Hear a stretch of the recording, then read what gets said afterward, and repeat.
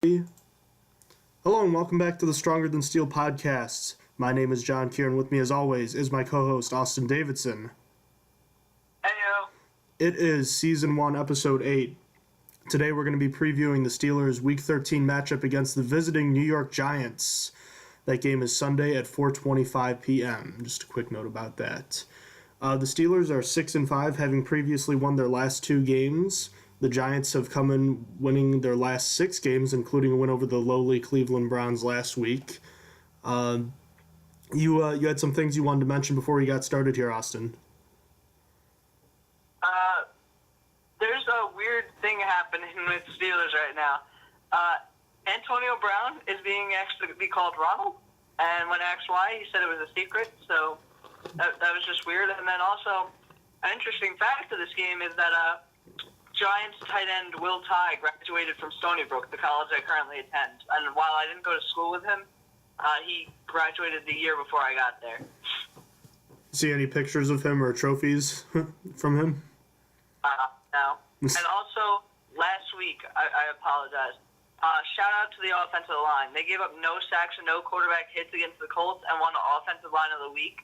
And we forgot to mention it, yeah. And they did really well. That's on us. As far as the Antonio Brown thing goes, that's just, I think he's a diva. I'm sick of that stuff. Anyways, going into this game, we have a brief injury report for the Steelers. We only have a couple players. It's Darius Hayward-Bay and D'Angelo Williams have been ruled out. Everyone else, Grimble, Shamarko Thomas, and David DeCastro were all full participation. Ruled out for the Giants were our safety Nat Burry with a concussion, Mark Hurlslick with a concussion, I don't even know how to say that name. Do you know how to?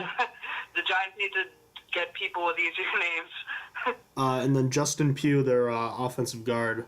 But obviously the two people that are going to be under the spotlight the most in this game are going to be Odell Beckham Jr. and Antonio Brown, probably the two best receivers in football going back the last 2 years.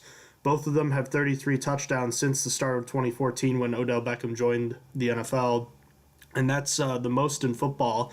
But what's interesting is what's different about their game. If you look at Antonio Brown, he's all about his speed and his work ethic, while Odell Beckham Jr. is just a physical freak of nature. And it's kind of interesting how their play is different, yet they both put up amazing stats, don't you think? Yeah, they both are incredible wide receivers, just in different ways. So, looking forward to this game, how do you think it's going to work out? What's the preview going to be like for this? This is going to be an offensive battle.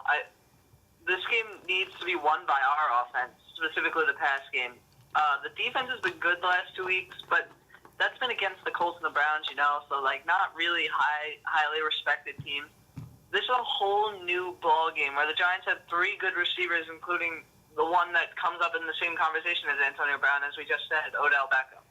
I don't think William Gay, Artie Burns, and Ross Cock will be able to keep up with Beckham, Cruz, and Shepard. However, I could be surprised since Cockrell held A.J. Green to 2 catches for 38 yards when they battled, but a lot of people I talk to don't respect A.J. Green like that. I don't know why, but that's a long shot to happen against OBJ, too. Not only that, but the Giants have only allowed 14 sacks this season, tied for the second best with us and the Washington Redskins. Their offensive line is much better than the Colts or Browns' offensive line, even without starter Justin Pugh. Before the Browns and Colts game, pass rush for the Steelers was non-existent, and I completely think it goes back to that year. So Big Ben is going to need to outscore Eli Manning to get this W, and the whole game is just going to be an offensive battle. Defense is going to play almost no factor, in my opinion. I completely agree with you. Going back over the last few weeks, including the game against the Cowboys, the Steelers' offense has at times seemed like the offense we've been hoping to see at the beginning of the year, the one that was supposed to put up 30 points a game. However, we haven't seen them put a full game together. I mean, maybe they did against the Cowboys, but that was a little bit different as it came in a loss.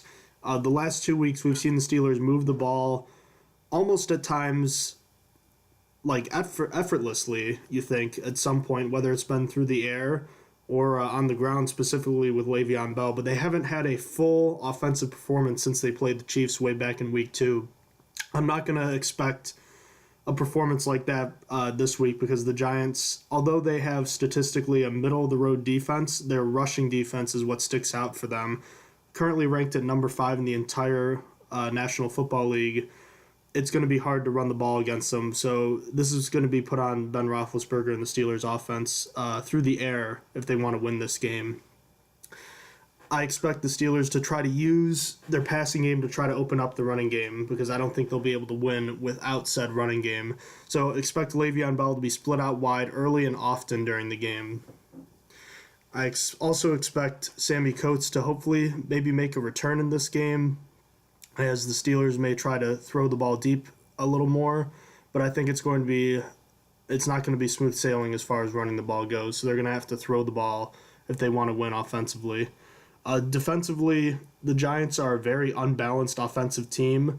Over 75% of their total yardage has come through the air this year, and it's certainly a good passing attack that they have. As you mentioned, their 3 receivers match up with anybody in football.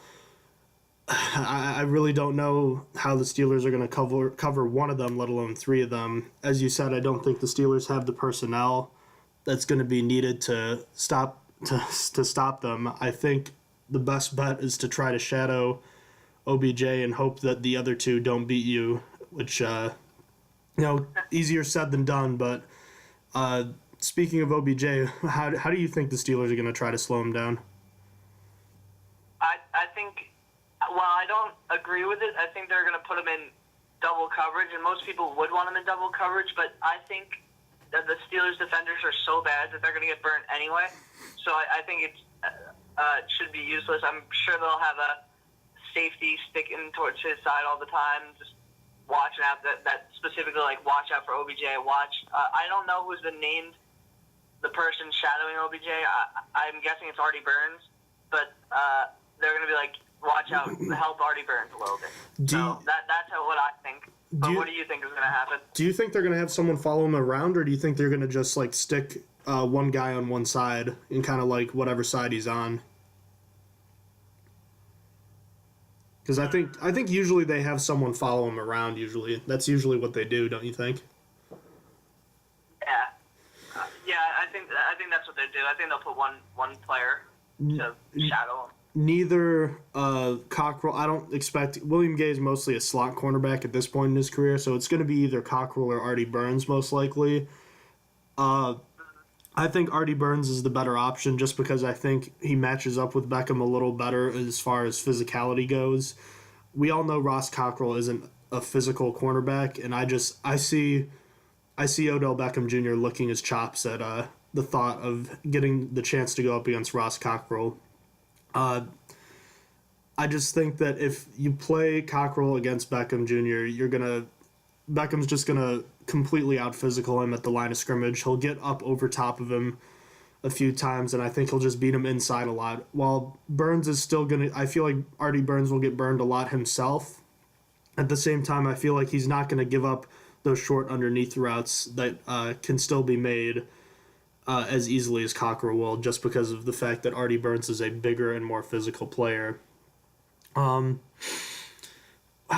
do you think the Steelers are going to attack the Giants' weaknesses, and what are their weaknesses? Well, I'm gonna hope that the Steelers attack the Giants' linebackers. Their linebackers are definitely the weakest part of their team. Personally, I didn't even know the other ones besides Casillas. That was the only linebacker I knew, and I was just like, when I was looking up the names, I was like, I've never heard this person's name in my life. So, while I imagine Bell getting locked up on the ground, I think he makes up for it in the air. Bell will easily be able to toast these linebackers when making catches. Also, I hope the Steelers do a lot of short mesh routes by tight ends, which should help too, because the tight end should burn the linebackers that are not that great. What about you? What do you think? Could you briefly explain what a mesh route is to our audience, for those who might not know what that is? Oh, yeah, sure. A mesh route is usually like you take 1 or 2 steps forward. It could be a little deeper, but I specifically want short mesh routes, and you just immediately cut across the field towards the middle of the field, towards the other side of the field. Yeah, the other out of bounds. There you go. You see a lot of those. You'll see a lot of those kinds of routes on whether it's like second and short or third and long. Usually those are the guys that get dump off passes on third and long because they're running underneath. Guys like Julian Edelman are really good at running those kinds of routes. But anyways, going back to what you had asked me, I think I said this earlier. Offensively, the Steelers are going to have to use the pass to set up the run. The Steelers are going to need to run the ball to win this game. I think they're going to have to be firing on all cylinders. I don't think they'll be able to do it early, most likely. Like I was saying, they're going to have to split out Bell wide, and I'd like to see Roethlisberger spread out the ball a little bit more. And like we said earlier this week, get the ball in Sammy Coates' hands as early as possible. Let him get into the game, and then maybe go to him deep later on. But try to get the ball spread out around early and try to spread out the defense, and then maybe if you've had success, try to run the ball with Bell later in the game, as hopefully he has tired out the linebackers by running his own routes. Lastly, I want to see Ladarius Green also do his own do what he had done a little bit more of last week, which was running those I don't know if they're deep fade routes down the seam. I really liked seeing that last week, and I think that's definitely a mismatch for the Giants linebackers. Defensively, I'm hoping the Giants saw the tape the Steelers put up against the Patriots, Dolphins, and Eagles this year, because those were some ugly games as far as the Steelers' rush defense go. They've rebounded the rest of the schedule to have a pretty respectable number as far as rushing yards against goes, but there's no other way of putting it. The Steelers have played some bad rush defense this year, so I'm hoping maybe the Giants saw that, and they'll think maybe they can run the ball too, and I'm hoping they can waste some downs running, because I don't see the Steelers stopping the Giants' pass offense that often tomorrow. Strangely enough, I know we talked a lot about the Steelers needing to blitz more early in the year, but I think in this game they're going to want to play back and sit back a little bit more and play more coverage and not blitz too much, because Eli Manning isn't a mobile quarterback by any stretch of the imagination. And while I think that it's important to bring the blitz every now and then, I think it's important to not get beat deep like they weren't getting beat earlier in the game. Maybe you can frustrate the young receivers underneath and forcing them to sort of only take what the defense gives them, not let them beat you deep, because I know Eli Manning likes to throw the ball deep, and I don't really see bringing the blitz as doing much anyways, because like we talked about at the beginning, the Steelers and Giants are two of the best teams in the NFL when it comes to protecting your quarterback, so I don't see bringing the blitz really making an impact. Might as well have as many guys back there covering the receivers as possible. What do you think about that? Do you agree with that, or do you think the Steelers should blitz? I completely agree with the coverage. The Giants have a poor rushing offense completely. I believe they are something like 31st. 31st. They're one away from being the worst, and that's pretty bad. So it's just better to drop back in coverage and not blitz, because obviously, as you said, Eli Manning is about as mobile as Ben Roethlisberger. Both came out of the same draft. They were both as old, and it just seems better to do coverage.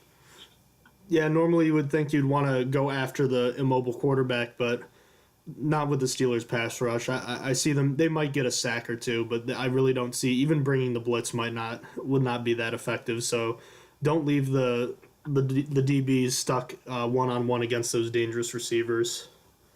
Who do you think the Steelers have to watch out for this week, specifically? Like, which players? I'm going to give it to the Giants' whole defensive line. They're not the fifth best rushing defense or nothing. Snacks or Devon Harrison has the highest run stop percentage in the NFL on either side of him. On either side of him, he has JPP and Olivia Vernon, a very scary defensive line to say the least. I won't be surprised if this renders the Steelers one-dimensional. This is why the pass game needs to be on point, because I'm scared of that line. While I respect Le'Veon Bell and how he plays, there's just sometimes that the line is just really, really not looking good for him, and I don't think the rushing offense for us is going to be too great either. Yeah. What do you think? It's strange because our offensive line has been great in pass protection this year, but for the running game, they haven't played well against good teams. Like against Dallas, who has probably an above-average defense. They really, Le'Veon Bell finished with 57 rushing yards. That's nothing too special. It really felt like he was getting hit at the line of scrimmage every play, too. So maybe he'll be able to break off a big run during the game, but I think, like I said, it's the passing game that's going to have to do most of the heavy lifting, and it's the only way the Steelers are going to run the ball is if they pass the ball effectively early on. The player I have is... It's really obvious, but it's Odell Beckham Jr. There's a reason he's shattering all these records for... there's a few reasons why he's shattering all these records for receptions, receiving yards, and TDs by a player as young as he is. He is probably physically the best receiver at his age that we maybe have ever seen. As I said earlier, he has 33 touchdowns since he entered the league in 2014. He also missed 4 games that year, so that's really speaking to how efficient he is when he gets the ball in his hands. I do agree with you. I think the Steelers are going to try to shadow Beckham Jr. with the safety, although I don't expect that to be very successful. The only thing I would say, and it's not necessarily a good thing, but if I was Beckham Jr., I'd be on the lookout for Mike Mitchell because we know Mitchell likes to hit people and hit people hard, so he might want to keep that in the back of his mind, but I see him just physically dominating the Steelers cornerback, whomever is placed above him. So it's going to have to be, it's just the Steelers just plain and simple have to keep him out of the end zone. And I know that's easier said than done, but that's the only way they're going to be able to win is if he stays out of the end zone, I believe. Or at least stays out of there. At least he can score once, but he can't score more than once. What's your prediction for this game? This is going to be a shootout, as I said in the beginning. A really rough one for both defense, to say the least. It'll be super close, though. I have the Steelers winning 34-31 in a close game. Big Ben will throw 4 touchdowns and an interception, and Manning will throw 4 touchdowns and 2 interceptions. What do you think? Who's going to win this game? Based on what we've talked about today, it seems like neither quarterback is going to be under much pressure on Sunday, which generally suggests that both offenses could have huge days, and that's what I predict. I think both teams are going to be moving the ball pretty well without much problems.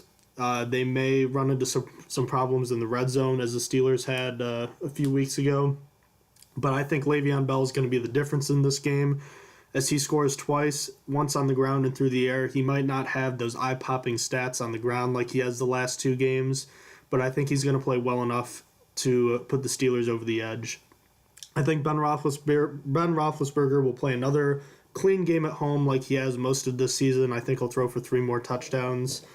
I think Eli Manning is going to have another good game, but I think he's going to struggle a little bit at the end. I think the fact that they won't have a rushing attack much during the game is going to hurt them in the end. I think he throws a late pick, and that's the only blemish on what's a great day for the Giants' passing offense. I think the Steelers win this game 31-27 in a late nail-biter. What are your bold predictions for the game? All right, we have to go over the crap player of the week this week. It's Sammy Coates. It's been too many weeks, man. Too many. There have been so many incompletions thrown his way. I think I messed up the stat last week because I only looked for the past 2 weeks. It's been 3 weeks since he's caught a ball or so, and it's been a lot of targets and not catches. All right, but this game is the return of deep threat Sammy Coates. Sammy Coates will have 6 receptions for 115 yards and a touchdown. Bet on it. Now, furthermore, the defense will get another 2 interceptions this week. One will go to Artie Burns. The other will go to Lawrence Timmons. And I'm not very excited about the Artie Burns one because I know that he's probably going to be burnt for a touchdown at least once as well. But they're going to test the rookie, and he's probably going to come up with a pick. Then finally, each of Ben's touchdown passes will go to a different receiver, one to Le'Veon Bell, one to Antonio Brown, one to Sammy Coates, and one to Ladarius Green. And what are your bold predictions for this week? referring above to what you said about Sammy Coates, I think he's also going to return in a big way. But real quickly, he's had catches lately, but like he hasn't been himself since that game against the Jets. Before we even were doing this podcast, we really haven't seen him do what he had done in the early on in the year for a long time. So I think he has a big 30-yard catch and a touchdown. I think he surprises simply because he hasn't been there lately, and I think maybe the Giants' defensive backs will fall asleep on him a little bit for one play, and I think that is will end up being the difference. Defensively, I think for both teams there's going to be a combined 3 sacks. I think the Steelers will get 2 of them. I see the Steelers getting them from an inside linebacker and maybe on a blitz from a safety. The Steelers don't really blitz their cornerbacks, and we don't really need to talk about the outside linebackers because we've talked so much about them the last few weeks. I don't think the defensive linemen are going to be able to get over the Giants' stellar pass protection this week either. Like you said, I also predict Artie Burns is going to have an interception of his own if he's paired against OBJ, but he's also going to get burned for at least 1 touchdown. I think if Ross Cockrell is going to be over OBJ, he's going to get completely torched. And I think this is actually, as strange as it sounds, I think this is the game that Le'Veon Bell's finally going to get a run of 25 yards or more. I don't really have anything to back that up, but I just think it's been too long. Good. I hope so. He's on my fantasy team. Yeah, seriously. I don't know if I mentioned, the Giants are 8-3. They're second in the NFC East right now. It's a shame for them. They're not really getting much of the spotlight because of the fact that the team with the best record in football, the Dallas Cowboys, is leading their division. But the Giants have played really well this year. They're actually the only team to beat the Cowboys. That was back in Week 1. So they definitely have a quality football team. Yes? To be fair, Cowboys wide receiver 2, whose name is slipping my mind right now, lost that game when he just didn't step out of bounds. Terrence Williams? There we go. That's the name. Terrence Williams. The Cowboys were in position to win that game and didn't go out of bounds to let them kick the field goal and time ran out. Because that was the first game of the season, the first Thursday night, I believe, or Sunday night, I believe, and I was watching it, and he lost the game for the Cowboys. So it was really close, and it could have easily gone to the Cowboys. Okay, fair enough, but I'm going to throw you another situation. The Steelers are playing defense against the Cowboys in their late in the game, and then Ezekiel Elliott rips off a 40-yard run as time is expiring. So maybe if he doesn't make that run, maybe that game ends differently too. So you're right. You can play hypotheticals as much as you want, but a win is a win, a loss is a loss, you know? Yeah. Anyway, this is also probably the toughest game the Steelers have left on their schedule. You can probably throw in the remaining game against the Ravens too, but speaking of the Ravens, they've got a tough assignment of their own. The Dolphins, who all of a sudden are looking like a quality football team after they crushed the Steelers a couple months ago, they've won 5 straight now? They're 7-4. Yeah, 5 or 6. You know what that reminds me of? The Kansas City Chiefs last year. The Kansas City Chiefs were 0-5 or 1-5, and then they played us, crushed us, and then went on a 10-game winning streak. We just like to do that to bad teams. We like to give them inspiration. Well, you know what? Maybe it may help you feel a little better, because then it's like, oh, you know what? Maybe they weren't as bad as they seemed, you know? But I think this will definitely be probably the toughest game, at least at home. The Steelers have another game at Buffalo next week. Speaking of which, we are both going to be at that game. You are actually coming up to visit me. You'll be staying at my place for the weekend, and we'll be going to the game, so we won't be able to live tweet that game. But we'll be able to do our preview podcast together, so you won't sound like you'll be over the phone. You'll be right with me here, so looking forward to that. So that's going to be exciting. That'll be a completely different game defensively. Here we're worrying about probably the most dangerous wide receiving core in football, and then next week we've got the best rushing attack in all of football. Yeah, so I'm more comfortable with that, though. we're going to learn a lot about the Steelers' defense the next 2 weeks. We're going to learn about yes, we will. if they really have gotten better like the last 2 weeks say they have. Another thing I just wanted to point out is that both teams are the Giants are 13th in sacks with 25. The Steelers are, I think, 15th with 24. So yeah, they're both pretty close in sacks, but also both teams have played the Browns recently. I think the Giants had 7 sacks last week. The Steelers had 8 when they played the Browns. So they might be a little inflated. However, we already know the Steelers don't have a premier pass rusher, and the Giants have one in Jason Pierre-Paul. So that's definitely an edge that the Giants have that the Steelers don't. Yes, it's a problem. Is there anything else you want to add before we wrap things up today? No, I think we're good here. All right. Well, thank you for listening today. You can follow us on Twitter at STS Podcast 1. Visit us on Facebook, Stronger Than Steel Podcast. Catch our videos and podcast episodes from audios on SoundCloud.com. We post on YouTube, and we also post on Facebook too. We'll tweet the links when they are up. It's looking like it's going to be a great game on Sunday. Game's at 4:25, just so you know. It's a later start time than usual. It should be on national television, shouldn't it? Yeah, it should be. All right. Well, also. Well, where we're from, it of course will be. Huh? Since we're New Yorkers, of course it's going to be on. Yes. For us. Yeah. Also, if you have any questions, please email us at strongerthansteelpodcast@gmail.com. We hope you have a wonderful weekend and you enjoy the game on Sunday. Goodbye, everybody.